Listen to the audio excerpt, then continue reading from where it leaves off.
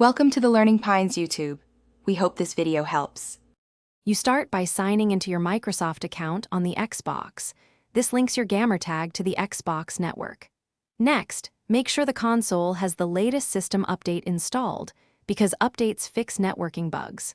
Connect via Ethernet if available for a stable connection, otherwise choose your Wi-Fi SSID and enter the password. Once done, open Settings and go to Network. This moves you into the diagnostic flow that will verify connectivity and prepare the console to join the Xbox network. You now run the built-in network tests in Settings, choose Test Network Connection, then test Multiplayer Connection to verify Xbox Live Services. If the tests report a strict NAT, make sure your router has UPnP enabled or set port forwarding for UDP 3074 and TCP 3074 to your console's IP. Also check for double NAT by ensuring the modem is in bridge mode if another router is present.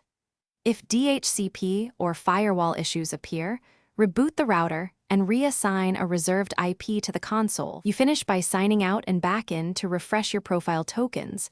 This often resolves party chat or presence problems. Then launch a multiplayer match and use party chat to confirm Xbox network services are functioning. If you still experience lag or connectivity errors, perform a full power cycle. Hold the Xbox power button 10 seconds, unplug for 30 seconds, restart. Key troubleshooting tip.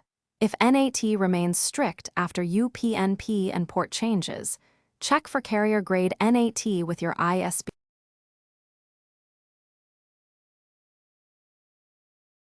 Thanks for watching.